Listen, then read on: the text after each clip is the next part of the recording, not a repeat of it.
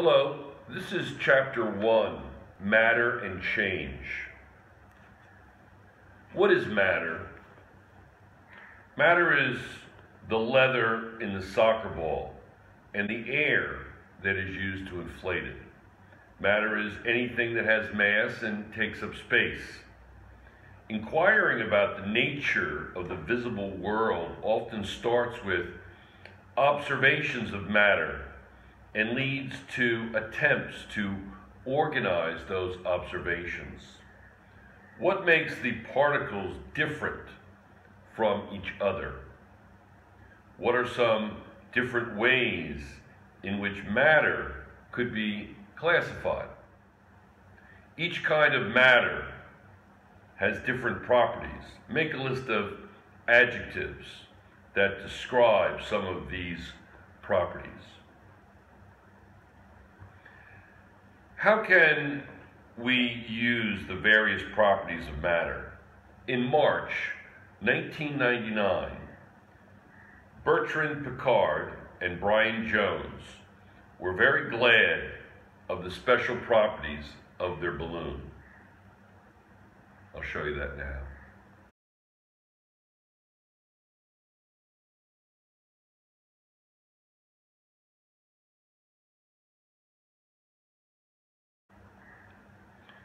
The two European adventurers became the first people to fly a balloon all the way around the world, non-stop.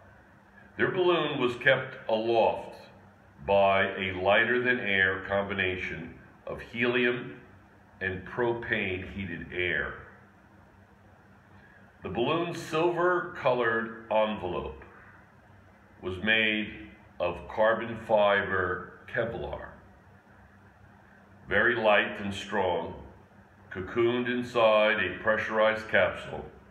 They took 19 days and 21 hours and 55 minutes to fly eastward around the globe. Why did they use a combination of gases to provide the lift? Why were carbon and Kevlar chosen for the envelope? Why was the cabin pressurized? An understanding of the properties of matter can help you with these questions. Imagine you are sitting around a campfire with some friends. You put a pot of water near the fire. When the water begins to bubble and steam, you add some powdered hot chocolate and stir until the powder dissolves. Meanwhile, your friends are toasting hot dogs and marshmallows. Suddenly, one marshmallow catches fire, burning brightly for an instant. Your friend blows out the flames and looks at the black, crispy chunk left on the stick. Several changes take place around this imaginary campfire. You made a mixture of several substances with water. Some water changed state from liquid to gas, but the marshmallow did not change state. It was still a solid at the end. However, the marshmallow seemed to become something else, a black substance. There was a change in the chemical makeup of the marshmallow. In a group, brainstorm a list of as many changes in matter as you can.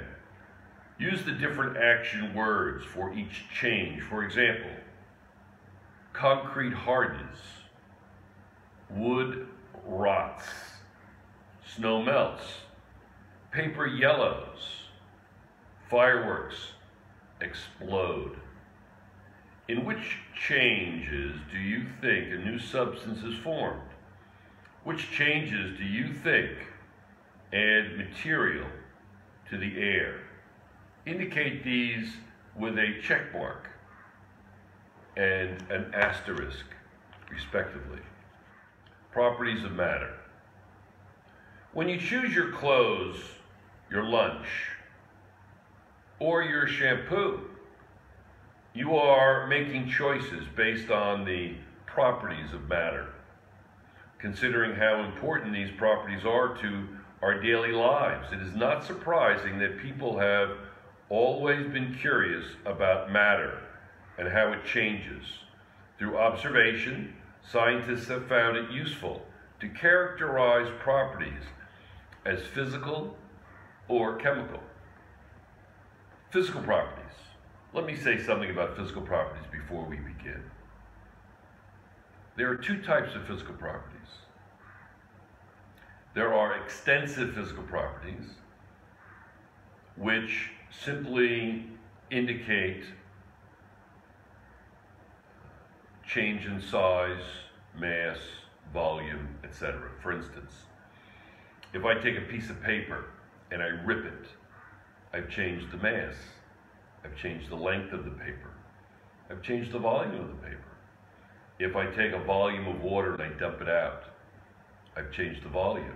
So volume, mass, length are extensive. They don't indicate the type of matter present. I could have a cup of milk, I could have a cup of water, I could have a cup of gold. If I take half of that measure, that volume of whatever substance it is, extensive physical properties simply indicate the size, shape, or mass of matter. It doesn't indicate anything that is characteristic of the matter. And then there are intensive physical properties, which are characteristic of the type of matter that you're looking at. Density. The density of water is 1 gram per cubic centimeter.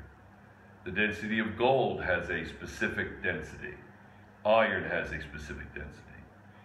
If I have a substance that is clear, colorless, odorless, it has a density of 1 gram per cubic centimeter. It has a specific heat capacity of 4.18 joules per gram degree Celsius. It's not flammable. These are all properties of water.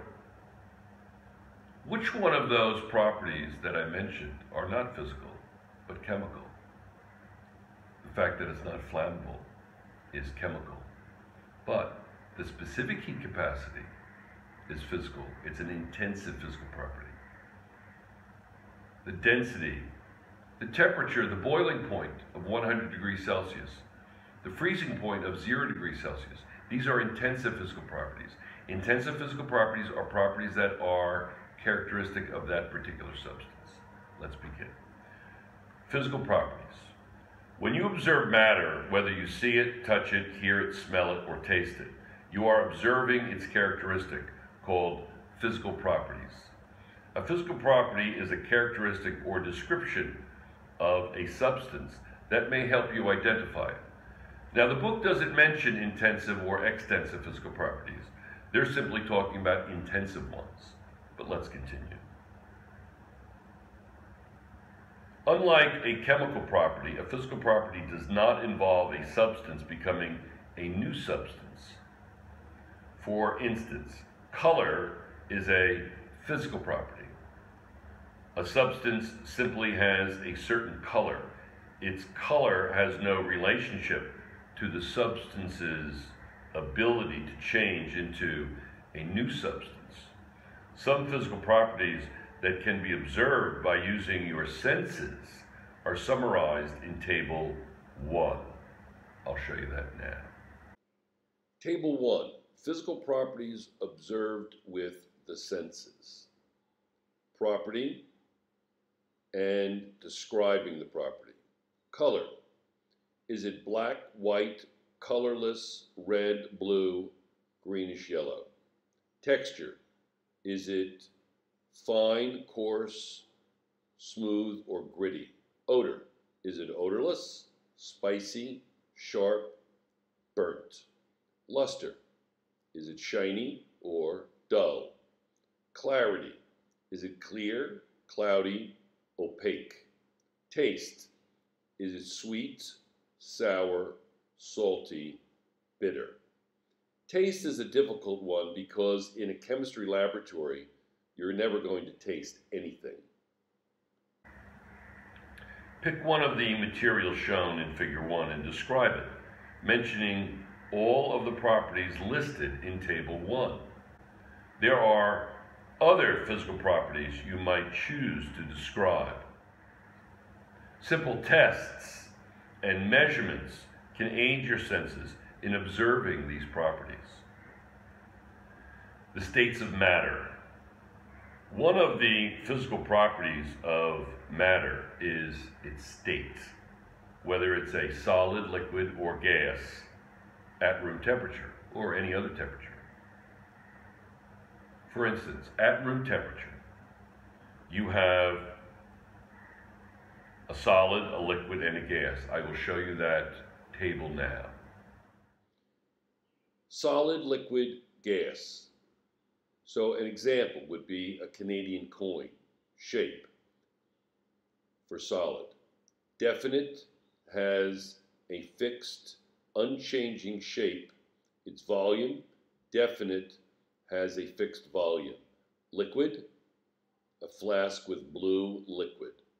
Indefinite is the shape, always takes the shape of its container. Definite has a fixed volume. A gas, balloons, the shape, indefinite, always takes the shape of the container. Its volume, indefinite, always fills the entire container. Hardness. Because they are harder than glass, diamonds are used to cut glass. Hardness is a measure of the resistance of a solid to being scratched or dented. A harder material will scratch or dent a softer one. For instance, a diamond stylus is used to cut a large sheet of glass into different sizes. Rank the following substances by hardness: steel nails, chalk, glass, diamond. This person is chiseling stone.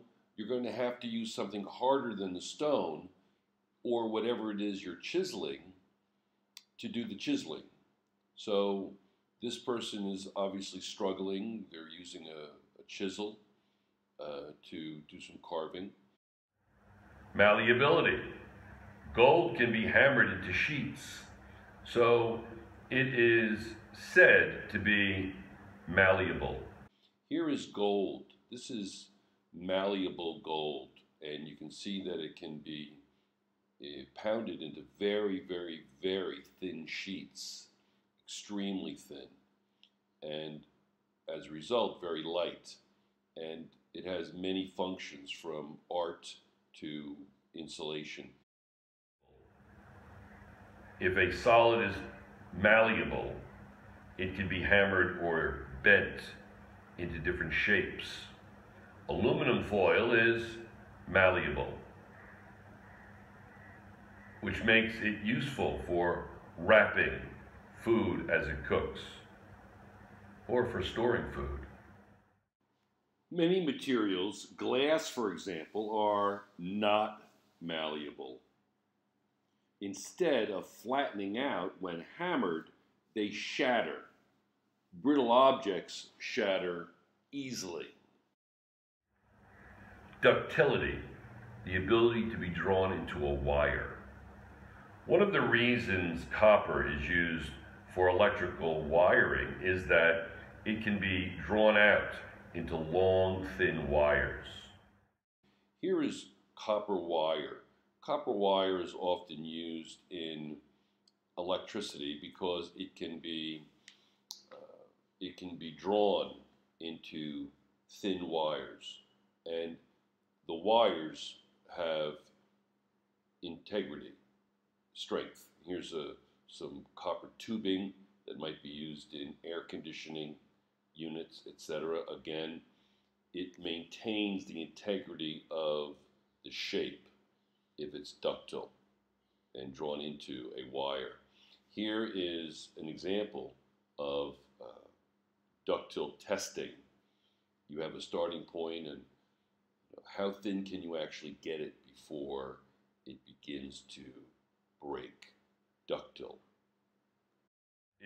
A solid is ductile. It can be pulled into wires. What other materials can you think of besides copper that are ductile? Melting and boiling points. The temperature at which substances change state are characteristic physical properties, intensive physical properties.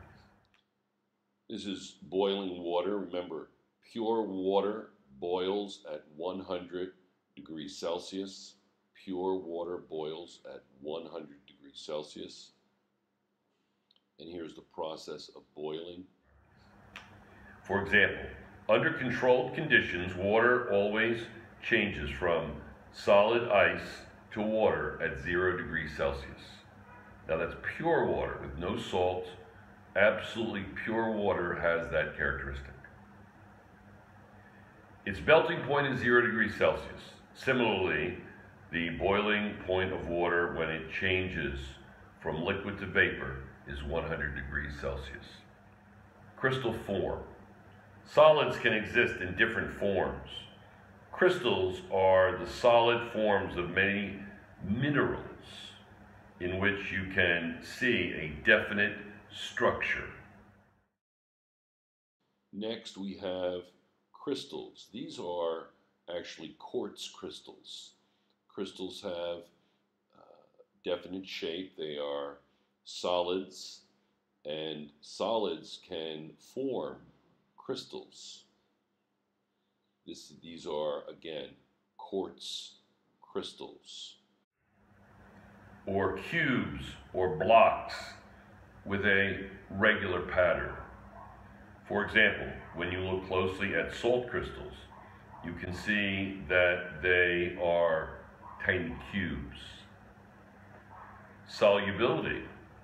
When salt and pepper are added to water, the salt dissolves, but the pepper does not. Solubility is the ability of a substance to dissolve in a solvent, such as water. Salt is described as soluble and pepper as insoluble.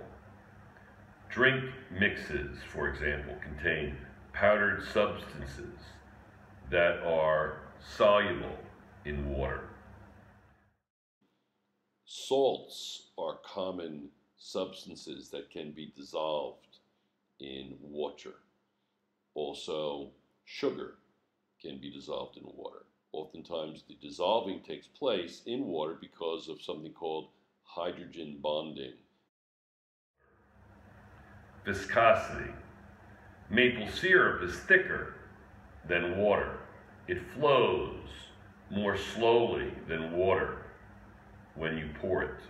Viscosity refers to how easily a liquid flows. The thicker the liquid, the more viscous it is. Here is viscosity. We're comparing viscosity of water to the viscosity of honey. If you look at viscosity, you can often tell if water is water or is it pure ethyl alcohol. Ethyl alcohol has a different viscosity. You can often tell the difference. Here's some honey or some viscous liquid on the right, and possibly water or a less viscous liquid on the left. There's an expression where I live, where I grew up in America, slow as molasses in January. Molasses is a thick syrup, and it flows. So the colder something is, the slower it's going to flow. Molasses, maple syrup, New England. Slow as molasses in January. When you were doing something too slowly, they would say to you, you are as slow as molasses in January. Density. This is big. When people describe lead as heavier than feathers, what they really mean is that lead is more dense than feathers. So what weighs more, a kilogram of feathers or a kilogram of lead? People mistakenly say a kilogram of lead has a greater weight, but they are actually incorrect. Density. When people describe lead as heavier than feathers, what they really mean is that lead is more dense than feathers. Density is the amount of matter per unit volume of that matter. This is usually expressed in kilograms per cubic meter. That's the standard SI unit. In chemistry, however, we use grams per cubic centimeter. For example, the density of water is 1 gram per cubic centimeter.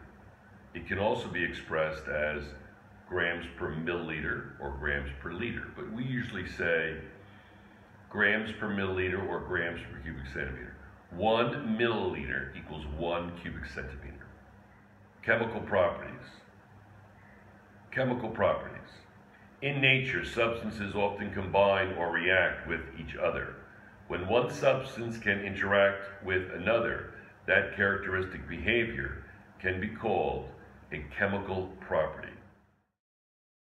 Here is a rock, and hydrochloric acid, HCl, is being placed on the rock, and the rock is bubbling and producing carbon dioxide, which means that calcium carbonate may be in the rock. Here is a statue. Looks like the gentleman has some kind of skin disease. It's actually the result of acid rain. Acid rain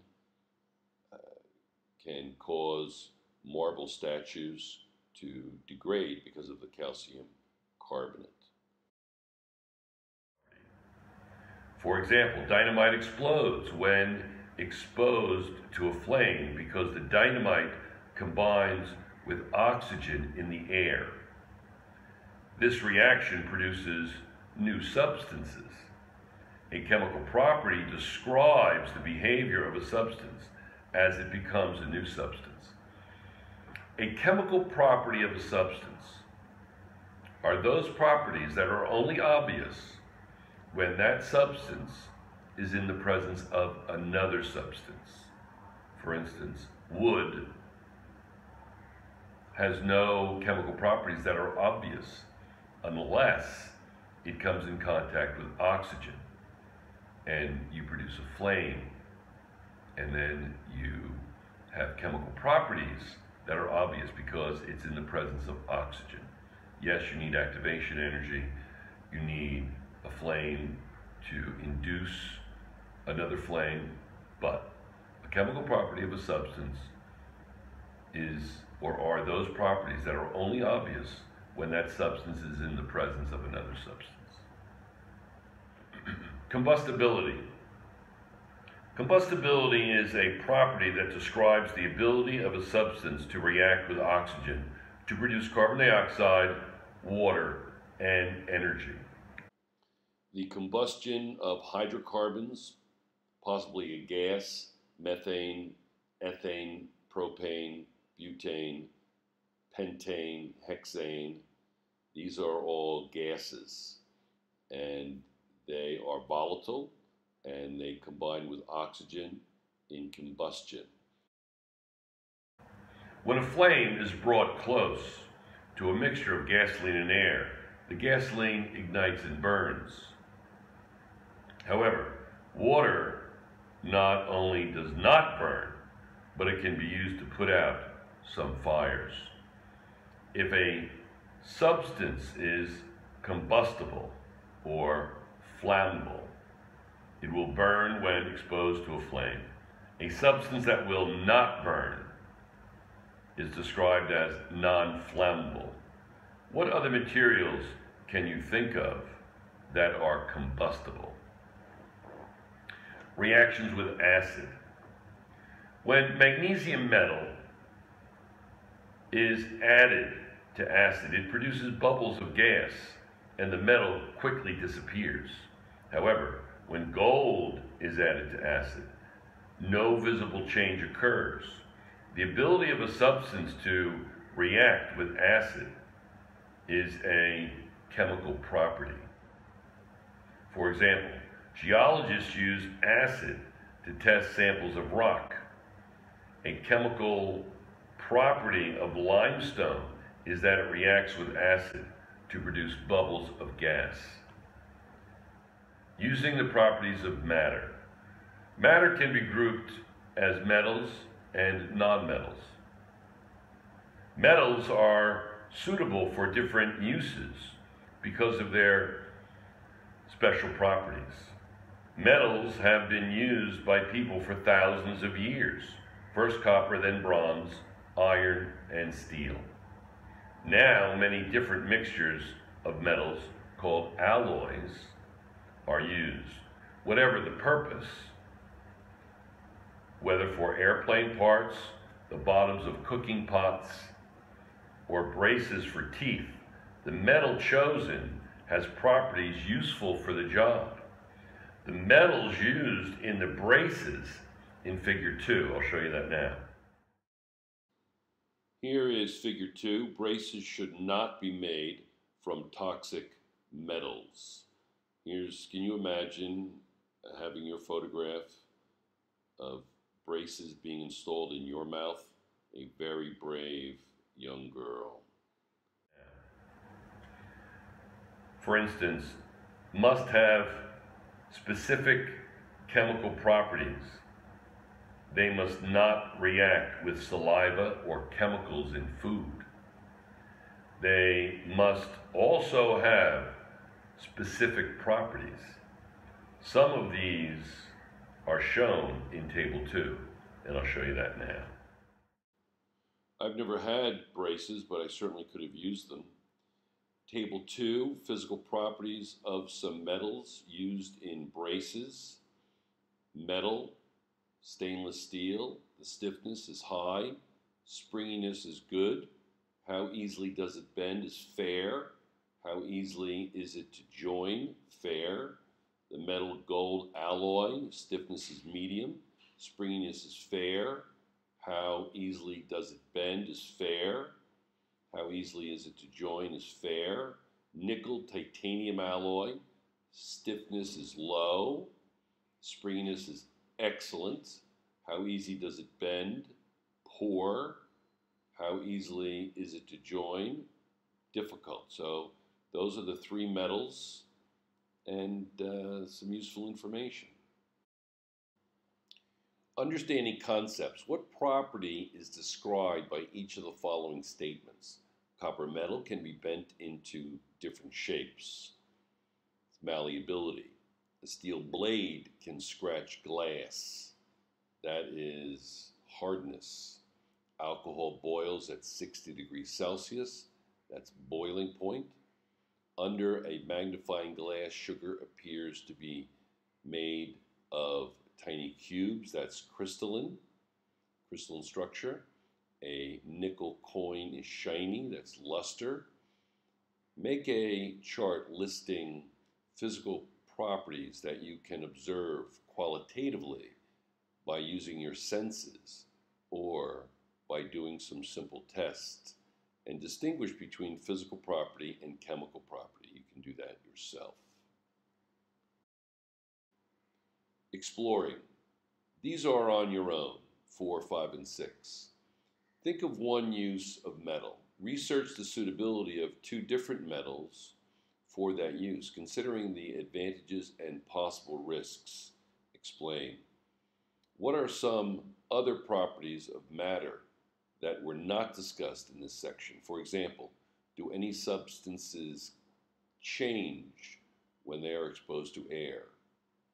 Is that a chemical property? Can any substances carry electricity? Well, first of all, when you talk about metals, you're talking about a very large group of elements on the periodic table, which we'll study in Chapter 4. And those metals have a wide variety of physical characteristics. For instance, sodium is like a white taffy. It's a soft, whitish metal that is very soft and almost like taffy, like a candy, chewable. It's like chewy looking. Looks like gum. And to the right, you have magnesium, which is a kind of a dull, can be shiny if it's polished, I suppose, metal that is very light and strong, but burns furiously when exposed to oxygen in a flame.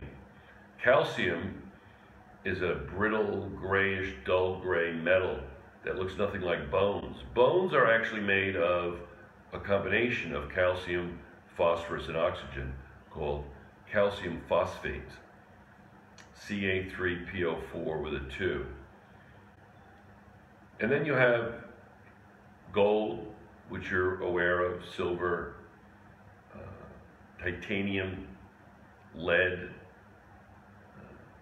So mercury, which is a liquid at room temperature, but very dense. If you take an iron bolt, it will float on the liquid metal, the liquid mercury. So metals have a variety of characteristics. They're very diverse. Look at the list of adjectives that you made for getting started. 1 on page 12. Do any of these adjectives represent the properties in this section? What other properties are suggested in your list? In search of safe paints. I used to redo furniture, and I used a lot of harsh chemicals to remove old paints, some of it lead-based. And then I would sand the wood, and then I would put polyurethane on it. Sometimes I would use an oil-based polyurethane. Sometimes I would use a water-based polyurethane. And I had to stop because it was hurting my respiratory system. I could feel it. Even though I would wear a mask, or I could wear a tank of air and breathe that way. But it wasn't fun any longer to wear all those weird things on your nose, so I stopped. But painting, sanding, using chemical paint remover, these can be very harsh chemicals to use on a constant basis. What does an artist have in common with a house painter? Both work with paints. Mixtures of substances that have been carefully chosen for their special physical and chemical properties. These properties include not just color, but also the ability to flow, stick to a canvas, walls, or other surfaces. People who work with these chemicals also have to consider safety issues. You may have noticed a strong smell in a freshly painted room. The odor means that particles of solvent, the liquid part of the paint, have evaporated into the air and entered your nose. The solvent is just one of many different substances that have been mixed together to make the paint. As the solvent evaporates into the air, the solid components of paint are left behind to coat the walls or other surfaces. Unfortunately, when some solvents evaporate, their fumes are more than just strong or unpleasant, they are also dangerous. These fumes may burn or even explode if concentrated in a poorly ventilated room. Many solvents are also toxic and can poison a person who inhales large amounts. What are two problems associated with solvents in paints? Inside a can of paint. Paint is a mixture of pigments, resins, and solvents. Each substance in the mixture is chosen for its physical and chemical properties. The components of paint are summarized in Table 1. I'll show you that now. Inside a can of paint. What is in paint? So there are three things: pigment, resin, and solvent. Where does the pigment come from? Soil, metals, other colored substances. Properties are long-lasting. Possible hazards: some components harmful if consumed. So you would use a skull and crossbones for danger. Red is danger. The resin comes from plant or insect secretions, plastics, alkyds, acrylics, urethanes. Forms a hard film that sticks. That's a property. Possible hazards: skull and crossbones. Some components harmful if consumed. The solvent comes from water, mineral spirits, turpentine from plants. Properties: dissolves other parts of paint. Fumes may be toxic, skull and crossbones. Fumes may burn easily, combustible. You have a flame, danger, danger, flame. What are the three components of paint and the purpose of each? Latex paints. They're a little bit safer. Water is the major solvent in latex paint, so the fumes for latex paint are harmless. However, water is not very good at dissolving resins, the part of the paint that provides strength and durability. As a result, latex paints contain less resins than alkyd paints and are less strong and durable. As a result, latex paints are not as thick and so cannot be used on all surfaces. The water in latex paints damages some surfaces. On the other hand, latex paints dry very quickly, and you can use water to clean the brushes or the rollers. What are two advantages and two disadvantages to latex paint? Alkyd paints. Alkyd paint does not contain water as a solvent. Instead, it uses mineral spirits and or turpentine. These solvents are able to dissolve the resins that make this type of paint useful. Alkyd paint is strong and durable. These properties make it useful on surfaces that are often washed, such as kitchen cabinets.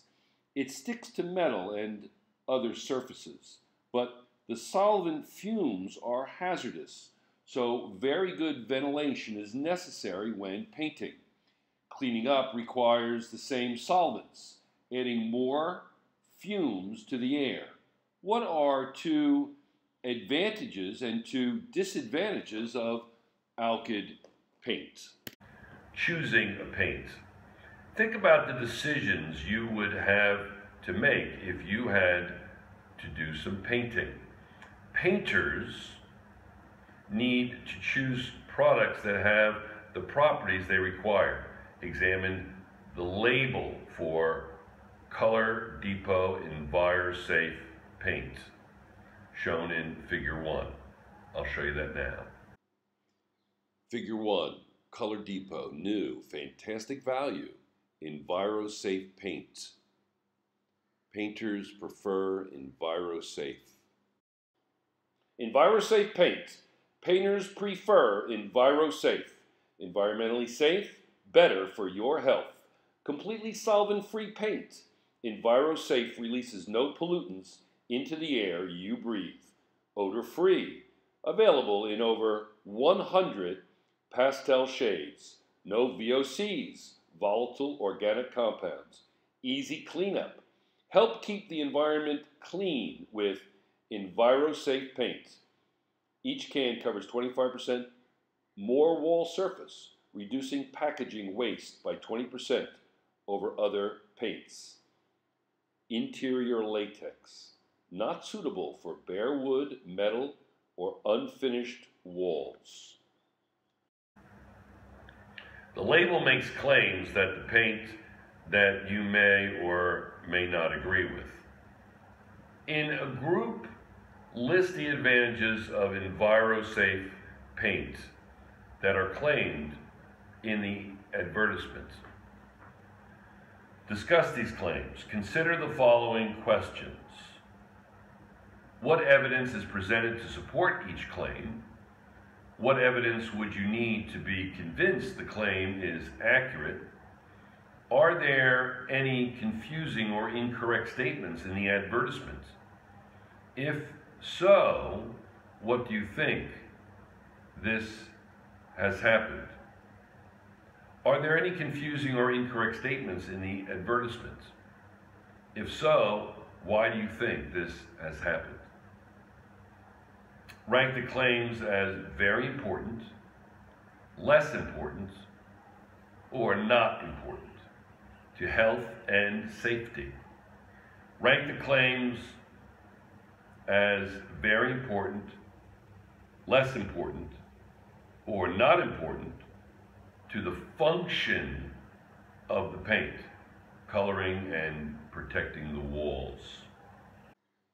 Understanding concepts. What are 3 types of physical properties that are important for paint? When is paint most hazardous to human health? While it is in the can, while it is being applied, or after it is dry? Explain your answers. Making connections. Which paint would you buy for painting each of the following areas? Explain your choice. A, the walls of a hospital, the walls of a school hallway, the window sills in a home. What WHMIS or hazardous household product symbols would you expect to see on a can of latex paint or alkyd paint? Would you prefer to use EnviroSafe paint or regular latex paint if you were painting your room? Why? If you are not sure, what other issues are important in making this decision? Exploring. Research some of the changes that scientists have made to make paint safer. For example, paint used to contain lead. Why? Now it does not. Why? What replaces the lead and why is it better? Can you think of any ways to make paint safer still?